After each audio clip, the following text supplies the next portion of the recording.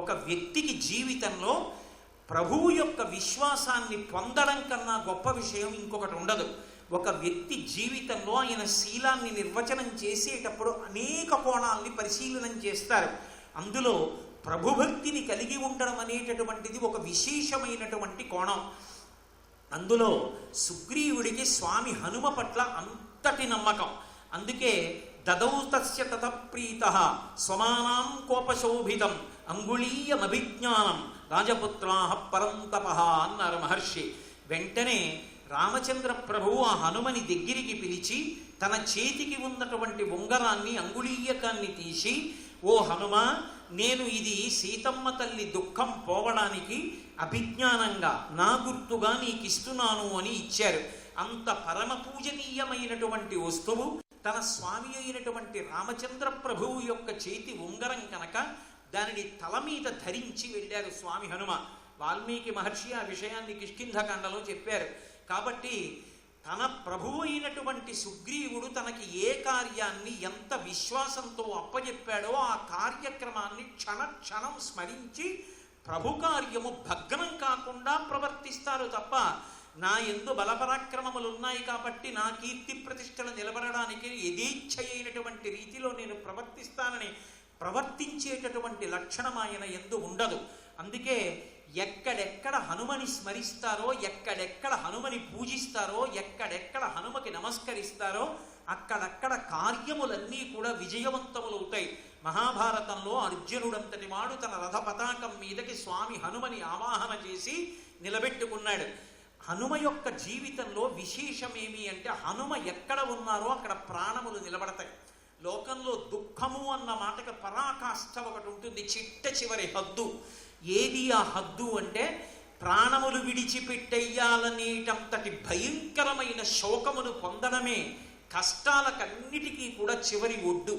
ఈ శరీరంతో నేను నిలబడతాను అని అన్నాడనుకోండి, ఇంకా బ్రతుకు మీద ఆశ ఉంది, అసలు నేను బ్రతకను అన్నాడనుకోండి, ఇక తాను ఆ కష్టములను ఓర్చడానికి ఈ శరీరాన్ని పణంగా పెట్టడానికి ఇష్టపడక ఆత్మహత్య మహాపాపమని తెలిసి కూడా శరీరాన్ని పడగొట్టడానికి నిర్ణయించుకున్నాడు. అంటే ఎంత పరివేదన పొంది ఎంత అసంతృప్తికో గురి అయిపోతే చిట్ట చివర అటువంటి నిర్ణయానికి వస్తాడు. స్వామి హనుమ ఎప్పుడెప్పుడు ఎక్కడెక్కడ స్తోత్రము చెయ్యబడతారో, ఎక్కడెక్కడ స్వామి హనుమ వస్తారో అక్కడక్కడ చచ్చిపోయే వాళ్ళు కూడా బతుకుతారు. అందుకే మీరు శ్రీరామాయణాన్ని పరిశీలనం చెయ్యండి. మొట్టమొదట ఎక్కడ కనపడతారు హనుమ అంటే సుగ్రీవుడు విశేషమైనటువంటి భయాన్ని పొందిన సందర్భంలో హనుమ కనపడతారు. అంతకుముందు భయవిహ్వలుడైనటువంటి సుగ్రీవుడు పరిగెడుతున్నప్పుడు తాను కూడా పరిగెట్టిన ఘట్టం వెనక్కి చెప్తారు.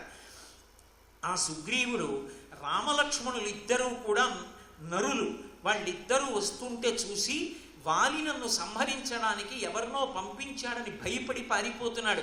లోకంలో మరణము అనేటటువంటి మాటకు అర్థం కేవలం శరీరాన్ని విడిచిపెట్టడం కాదు, ఎప్పుడెప్పుడు భయానికి లోనైపోతామో అప్పుడప్పుడు చచ్చిపోయినట్టే. అందుకే లలితా సహస్రంలో ఆ వాగ్దేవతలందరూ కూడా అమ్మవారిని స్తోత్రం చేస్తూ ఒక మాట అన్నారు, మృత్యుదారు కుఠారిక అని పిలిచారు. అనేకమైన మృత్యువులు ఉంటాయి. అయ్యా ఇవాళ 7 గంటల కరెంట్ ఉండదండి అన్నారు అనుకోండి, అమ్మ బాబోయ్ చచ్చిపోయానండి అంటాడు. అంటే 7 గంటల కరెంట్ లేకపోతే వాడు చచ్చిపోయాడు. అయ్యా ఇవాళ నీళ్లు రావుట, చచ్చిపోయానండి అంటాడు. ఏదైనా ఒక చిన్నది తన సంకల్పానికి వ్యతిరేకంగా వచ్చిందన్నప్పుడల్లా చచ్చిపోయానంటూ ఉంటాడు. అంటే చచ్చిపోవడం అన్న మాట ఎక్కడ ఉంటుందంటే పిరికితనంలో ఉంటుంది. అందుకే ఇంగ్లీష్లో ఓ ప్రొవర్బ్ చెప్తూ ఉంటారు, a coward dies many a times, a brave man dies only once. పిరికివాడు అనేక మాటలు చచ్చిపోతాడు, ధైర్యశాలి ఒక్కసారి చచ్చిపోతాడు. అందుకే రవీంద్రనాథ ఠాగూర్ గీతాంజలి చేస్తూ భగవంతుడిని దేశం కోసం చేసిన మొదటి ప్రార్థన ఏది అంటే, where the mind is without fear and the head is held high, where the world has not been broken up into fragments by narrow domestic walls to thee my country అని ప్రార్థన చేశాడు. ఎక్కడ భయం లేని స్థితిలో నా దేశ పౌరులు తలెత్తుకుని తిరుగుతారో, ఎక్కడ నా దేశం చిన్నాభిన్నమై ముక్కలు కాకుండా ఏకజాతిగా నిలబడుతుందో అటువంటి స్థితికి నా జాతి ప్రవేశించుగాక, అటువంటి బుద్ధి ప్రచోదనాన్ని ఈశ్వరుడు చేయుగాక అని నమస్కరిస్తాడు. పిరికితనమే మరణ సదృశమైనటువంటి విషయము. పిరికితనాన్ని మించినటువంటి మృత్యువు వేరొకటి లేదు. అందుకే సుగ్రీవుడు ఆ రామలక్ష్మణులు ఇద్దరినీ చూసి వాలి ఎవరినో మారువేషాలలో పంపించాడని భయపడి పారిపోతుంటే నిర్భయంగా స్వామి వెళ్ళి చెయ్యి పట్టుకొని సుగ్రీవుణ్ణి నిలబెడతారు. ప్రభువుతో మాట్లాడేటప్పుడు ప్రభువు ధర్మపథాన్ని విడిచిపెట్టి పతనావస్థని పొందుతుంటే అటువంటి ప్రభువులన దేశంలో ఉన్న వాళ్ళందరికీ కూడా అరిష్టం వస్తుంది.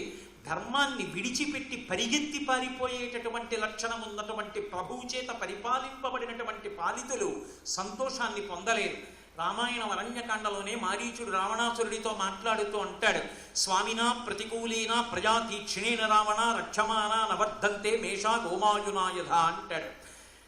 తండ్రి బిడ్డల వెనక నడిచి వెడితే బిడ్డడు తప్పు చేస్తే ఒక్క దెబ్బ కొడతాడు. కానీ తండ్రి కొట్టినటువంటి దెబ్బ పిల్లవాడిని శిక్ష వేసి బాధ పెట్టడానికి కాదు, పిల్లవాడి తప్పు దిద్ది ధర్మపదంలో నిలబెట్టడానికి పనికొస్తుంది.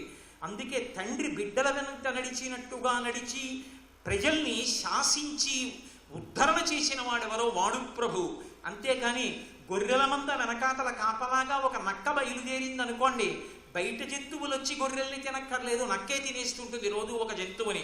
ఓరి రావణ, నువ్వు లంకాపట్టణానికి ఆధిపత్యం వహించి పరిపాలన చెయ్యడం చేత కేవలం నువ్వు కాదు, కళత్రాణి చ సౌమ్యాని మిత్రవర్గం స్థైవచ యదీచ్ఛ చిరంభోక్తం మాతృధారామ విప్రియం అంటాడు. నీ వలన పుత్రమిత్ర కళత్రాదులతో లంకాపట్టణం నశించిపోతుందిరా అంటాడు. పిరికితనానికి లోనైనటువంటి ప్రభువుకి ధైర్యంగా నిలబడి అవసరమైతే గట్టిగా నిలదీసైనా సరే మాట్లాడవలసినటువంటి లక్షణము ఇద్దరు వ్యక్తుల యందు ఎప్పుడూ నిలబడాలి. వాళ్ళిద్దరూ కూడా భయపడిపోయారనుకోండి, లోకాన్ని ఉద్ధరించగలిగిన వాళ్ళు ఉండరు.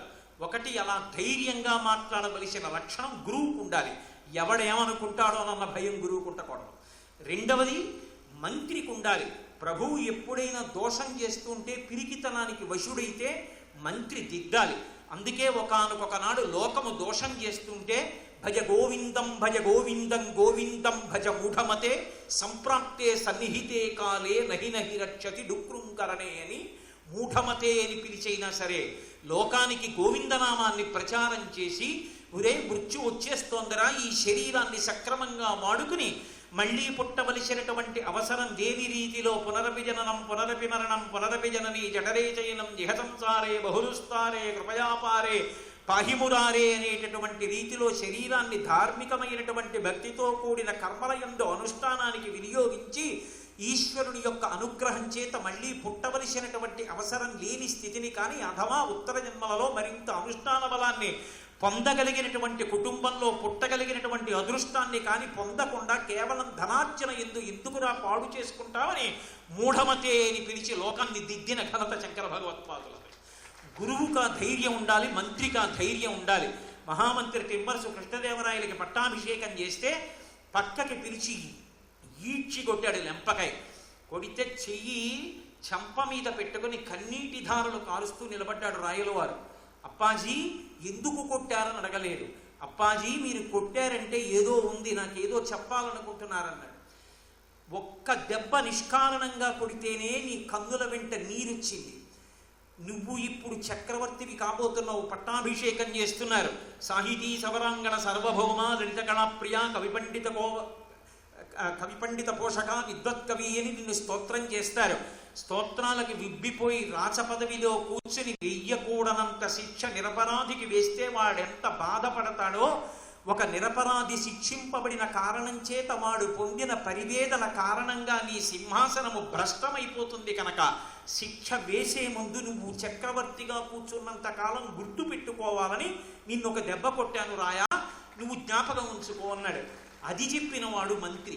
హనుమ పరమధైర్యంతో పారిపోతున్న సుగ్రీవుణ్ణి నిలబెట్టి ఒక మాట అంటారు, అహోశాఖాం మృగత్వంతే వ్యక్తమేవ ప్లవంగమా లఘుచిత్తమాత్మానం నస్థాపయసి యోమతౌ అంటారు. అహోశాఖా మృగత్వంతే, నీ వానర బుద్ధి పోగొట్టుకున్నావు కావు. ఎవడు కనబడినా ఇక నిన్ను చంపడానికి వచ్చిన వాడే.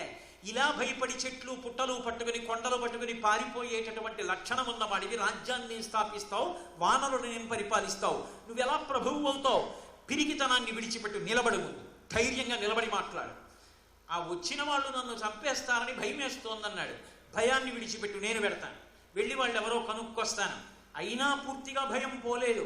వాళ్ళెవరో కాపట్యంతో మాట్లాడతారేమో, వాళ్ళ మనసులో మాట మాట్లాడాలంటే లోకానికంతటికి నిర్భయత్వాన్ని ఇవ్వగలిగిన వాడు సన్యాసి ఒక్కడే. ఎందుకని? సన్యాసి సన్యాసాశ్రమ స్వీకారం చేస్తూ అహింసావ్రతానికి ప్రతిజ్ఞ చేస్తాడు, నా వలన ఏ భూతమునకు కూడా భయము కలుగకుండుగాక అని. కాబట్టి సన్యాసి రూపంలో వెళ్ళి వాళ్ళు నిజం చెప్తాడన్నారు. సన్యాసి రూపంలో బయలుదేరి వెళ్ళారు. కానీ రామలక్ష్మణుల్ని ఇద్దరిని చూడగానే అసలు వాళ్ళ దగ్గర తాను సన్యాసిగా ప్రవర్తించి నిజాన్ని రాబట్టవలసిన అవసరం లేదని, వాళ్ళిద్దరూ తేజోమూర్తులని, తన ఆరాధ్య దైవమని, వాళ్ళు మహాపురుషులని కేవలం దూరం నుంచి చూసినంత మాత్రం చేత గుర్తించారు. గుర్తించి నిజంగా కిష్కింధకాండలో స్వామి హనుమ ఆ రామలక్ష్మణుల్ని చూసినప్పుడు రామచంద్రమూర్తిని ఆపాదమస్తకం ఒక్కసారి కింద నుంచి పైకి, పైనుంచి కిందకి చూసినప్పుడు ఆయన పొందినటువంటి ఆనందం కట్టలు తెంచుకుని ఆయన నోటి వెంట స్తుతి శ్లోక రూపంలో బయటికి వచ్చేసింది. మనకి అందుకే దండక సాహిత్యం అని ఒక సాహిత్యం. తను జీవితంలో ఎన్నడూ అనుకోనటువంటి సంఘటన సంభవించి తన ఆరాధ్య దైవమే తన కన్నుల ఎదుట సాకార రూపంలో కనపడ్డాడు అనుకోండి. అనుష్ఠించినటువంటి వ్యక్తి, ఆ తపించిన వ్యక్తి, భక్తితో స్తోత్రం చేసిన వ్యక్తి ఎదురుగుండా కన్నులకు కనపడిన ఆ పరమాత్మ స్వరూపాన్ని చూసి పరవశించిపోయి ఆ పరవశం పైకి ఒక పెద్ద నీటి గుబ్బ ఆ పైకి చిమ్మినట్టు చిమ్మేస్తే వాగ్ధార కింద వచ్చినదే దండకం. అందుకే నన్నయ్య గారు మహాభారతం చేస్తూ కిరాతార్జునీయ ఘట్టంలో అర్జునుడు పరమశివుడి గురించి అంత తపస్సు చేస్తే ఆఖరికి ఏదో ఒక కిరాత రూపంలో వచ్చి కోదండంబల నిట్టులుండల జటా కోటీరముల్ కుక్షివక్షోదీశంబలనంత భాగముల చక్రోధంబునం వేయుచన్ రోదోంతంబల నట్టహాసముల నార్పుల్ పిక్కటిల్లంగ మహాదర్పంబల మల్ల సంకరము శైలంజొచ్చి రుద్రార్జనులని ఆ కోదండం పట్టుకుని ఆ పైకి లేచి అర్జునుడు ఒక్క ప్రహారం చేస్తే కోదండం కూడా ఆఖరికి చేతిలో ఉన్న ఆ గాంధీవం కూడా పరమశివుని యొక్క శరీరంలోకి వెళ్ళిపోతే ఇద్దరూ కలిసి ఒకళ్ళ శరీరానికి ఒకళ్ళు రాపాడిస్తూ మల్లయుద్ధం చేస్తే పరమశివుడితో మల్లయుద్ధం చెయ్యలేక కింద పడిపోయినటువంటి అర్జునుడు కన్నులెత్తి పైకి చూసేటప్పటికి ఎదురుగుండా రాశీభూతమై కనపడినటువంటి సాకార రూపమైన ఆ పరమేశ్వరుణ్ణి చూసి పరవశించిపోయి ఆనందాన్ని పొందితే ఆ ఆనందంలోంచి ఆయన నోటి వెంట వచ్చినది దండక స్వరూపంగా నన్నయ్య గారు ఇచ్చారు. శ్రీకంఠలోకేశ లోకోద్భవస్థాన సంహారహారీ మురారి ప్రియా చంద్రధారీ మహేంద్రాది బృందారకానంద సందోహ సంధాయి పుణ్యస్వరూపా విరూపాక్షా దక్షాద్వరధ్వంసకాదేవ నీదైన తత్వంబు భావించి బుద్ధి ప్రదానంబు కర్మంబు విజ్ఞానమధ్యాత్మయోగంబు సర్వక్రియాకారణం వంచునానా ప్రకారంబులన్ బుద్ధిమంతుల్ విచారించుతూ నిన్ను భావింతురీశాన సర్వేశ్వర సర్వసర్వజ్ఞ సర్వాత్మక నిర్వికార ప్రభావా భవానీపతి లోకత్రైవర్తనంబుల్ మహావాయుఖాతాగ్ని సోమర్కతోయంబులంజీసి సంసార చక్రిక్రియాయంత్ర బాహుండ వైతాది దేవాది దేవా మహాదేవ అత్యంత యోగస్థితి నిర్మల జ్ఞాన దీప ప్రభజ్వాల విధ్వస్త నిస్సార సంసారమాయంధకారుల్జిత క్రోధ రాగాని దోషుల్యతీంద్రుల్యతత్ముల్ భవత్పాద పంకేరుహత్యాన డిండీర ధారానుభూతించదా తృప్తులైరవ్యయా భవ్యసేవ్యా భవా భర్గభట్టారకా భర్గవాగత్స ఉత్సాది నానాముని స్తోత్ర దత్తావధానాలటి క్షణోగ్రగ్ని భస్మీకృతానంగ భస్మానులిప్తంగ గంగాధరాని ప్రసాదంబులం సర్వగీర్వాణ గంధర్బులం సిద్ధ సాధ్యోరగేంద్ర మహేంద్రాదులను శాశ్వతైశ్వర్య సంప్రాప్తులైరీశ్వర విశ్వకర్త సురాభ్యర్చిత నాకు అభ్యర్థితంబుల్ ప్రసాదింపు కారుణ్యమూర్తి త్రిలోకైకనాథ మహాదేవదేవ నమస్తే నమస్తే నమః అంటాడు. లోపల నుంచి ఆనందం పరవశమై పైకొస్తే వాగ్రూపాన్ని పొందింది. తన ఆరాధ్య దైవం ఆ రామచంద్ర ప్రభు మొట్టమొదటిసారి కన్నుల ముందు కనపడినప్పుడు ఎంత అద్భుతమైన స్తోత్రం వచ్చేసిందో. స్వామి హనుమ నోటి వెంట శ్లోక రూపంలో మహానుభావుడు వాల్మీకి మహర్షికి వరం ఆచమనం చేసి కూర్చుంటే చాలు అవతల వారి హృదయాన్ని కూడా పరిశీలనం చెయ్యగలిగినటువంటి అదృష్టాన్ని బ్రహ్మగారు వరంగా ఇచ్చారు. కనుక హనుమ మనసులో పొందినటువంటి ఆ ఆనందాన్ని శ్లోక రూపంలో మనకి ఆవిష్కరించారు. శ్రీమంతౌ రూపసంపన్నౌ వృషభ శ్రేష్ఠ విక్రమౌ హస్తి హస్తోపమ భుజౌ ద్యుతిమంతౌ నరర్షభౌ పద్మపత్రిక్షణౌ వీరౌ అని జటామండలధారిణౌ అన్యోన్య సదృశౌ వీరౌ దేవలోకాదివాగతౌ. ఓ ఆ రామలక్ష్మణుల్ని చూసి, ఏమిటి మీ ఆశ్చర్యకరమైన రూపాలు, మీ చేతుల్లో పట్టుకున్న ఆ కోదండాలు ఏమిటి, ఆ భుజాలు ఏమిటి, అవి చూస్తే పరిఘల్లా ఉన్నాయి, అవి సర్వభూషణముల చేత అలంకరింపబడవలసినటువంటి ఆ బాహువులు పరిఘలలా ఉన్నాయి. అయినా కూడా వాటిని అలంకారం చెయ్యకుండా ఎందుకు విడిచిపెట్టారు? ఆ జటామండలాలు ఏమిటి, ఆ ద్యుతి ఏమిటి, ఆ కాంతి ఏమిటి, ఆ రోమకూపాల్లోంచి వస్తున్నటువంటి ఆ తేజస్సు ఏమిటి, ఆ కళ్ళు ఏమిటి, పద్మపత్రాల్లో ఉన్నాయి, అదేమిటి, ఆ చూపు ఏమిటి, ఆ ఆకర్షణ ఏమిటి, అసలు ఆ చూపులకి లోకమంతా వశపడిపోతుందే. సమస్త జీవకోటి రామ కమలపత్రక్ష సర్వసప్త మనోహర రూపదక్షిణ్య సంపన్న ప్రసూత జనకాత్మజే అంటారు సుందరకాండలో. అసలు ఆ చూపులేమిటి, ఆ అందమేమిటి, ఆ ముఖాలేమిటి? మీరు ఏమైనా దేవలోకం నుంచి వచ్చారా? ఇక్కడెందుకు తిరుగుతున్నారు పంపా తీరంలో? మీరు చూస్తే ఈ సమస్త భూమండలాన్ని శాసించవలసిన వాళ్ళల్లా ఉన్నారు. ఇప్పుడు చూస్తే జటావల్కములను కట్టుకుని ఇలా తిరుగుతున్నారేంటి? అన్నీ ప్రశ్నలే. రామలక్ష్మణుల యందు ఉన్నటువంటి ఆ తేజస్సుని గుర్తించి స్తోత్రం చేసి నిలబడిపోతే, యజుర్వేదం సామవేదం వేదాలన్నీ చదువుకున్నవాడు తప్ప ఇలా మాట్లాడడం సాధ్యం కాదు. ఎంత గొప్పగా మాట్లాడాడో! ఇట్లా మాట్లాడగలిగినటువంటి వాగ్వైభవం ఉన్నవాడు ఎవరైనా ఉంటే కత్తి ఎత్తినవాడు కూడా కత్తి దింపేయవలసిందే కదా. అంత శక్తివంతమైనటువంటి మాట తీరున్నవాడు. జిహ్వాగ్రే వర్తతే లక్ష్మి, జిహ్వాగ్రే మిత్రబాంధవా, జిహ్వాగ్రే బంధనం ప్రాప్తి, జిహ్వాగ్రే మరణం ధ్రువం. నోటి మాట సక్రమంగా ఉంటే లోకమంతా బంధువులే. నోటి మాట సక్రమంగా ఉంటే సభాపూజ్యతే. నోటి మాట సక్రమంగా ఉంటే సమస్తమైన ఐశ్వర్యము వనగూడుతుంది. నోటి మాట పాడైపోతే దాని వలన ఆఖరికి శిక్ష పడుతుంది, కారాగారంలోనూ ఉంటాడు. తొట్టతొదకు శరీరాన్ని కూడా విడిచిపెట్టేయవలసినటువంటి దుర్గతులు సంప్రాప్తమవుతాయి. అటువంటి వాగ్వైభవము కలిగిన వాడే ఈయన అంటారు హనుమని గురించి. మరి వెనక్కి రండి. మొట్టమొదట భయంతో చచ్చిపోదామని పరిగెడుతున్నటువంటి సుగ్రీవుణ్ణి చూసి పరిగెత్తుకొచ్చి రామలక్ష్మణులను కలిసి మాట్లాడి తన భుజముల మీద కూర్చోబెట్టుకుని వాళ్ళని తీసుకెళ్లి సుగ్రీవుడితో అగ్ని సాక్షిగా స్నేహం చేయించినటువంటి స్వామి హనుమ చచ్చిపోవాలనుకున్న సుగ్రీవుడికి ప్రాణం పోసి నిలబెట్టాడు. స్వామి హనుమ ఎక్కడ ఉన్నారో అక్కడ చచ్చిపోతున్నవాడు బతికాడు.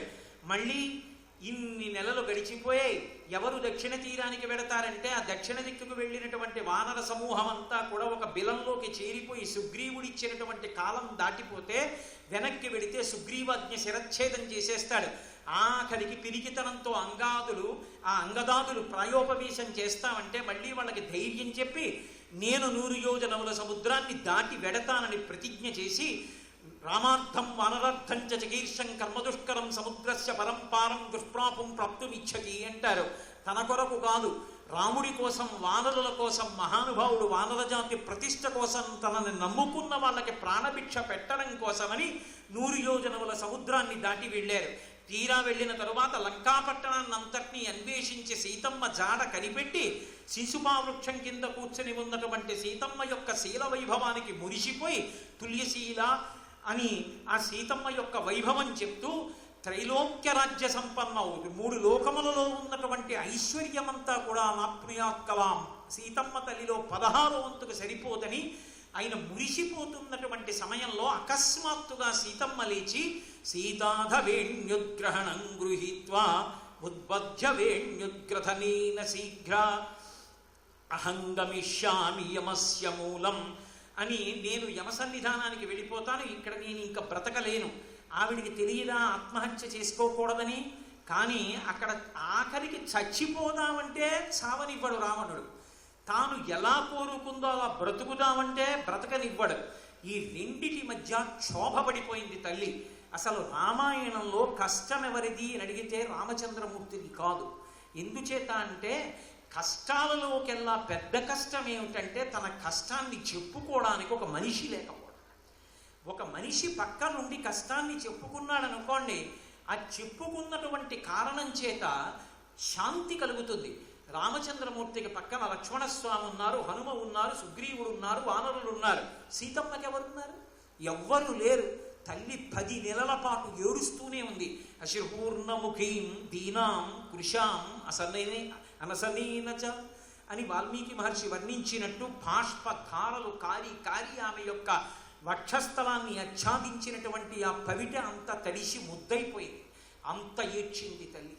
అంత కష్టంలో ఆవిడ ఉండి, ఇక నేను బ్రతకడం సాధ్యం కాదు, నేను ఎలా బ్రతుకుదాం అనుకుంటున్నానో అలా నన్ను బ్రతకనివ్వడని ఇక తాను శరీరం విడిచిపెట్టేయాలని నిర్ణయం చేసుకుని, అక్కడ విడిచిపెట్టడానికి కనీసం కత్తి కానీ విషం కానీ ఇచ్చేవాడు లేడని, తాను ఏ చెట్టు కింద కూర్చుందో ఆ శిశుపావృక్షపు శాఖనే ఉంచి తన జటనే తన కంఠం చుట్టూ ఉరిపోసుకుని ఆ శిశుపావృక్షపు కొమ్మకు కట్టి ఇంకా విడిచిపెట్టేద్దాం అనుకుంటోంది.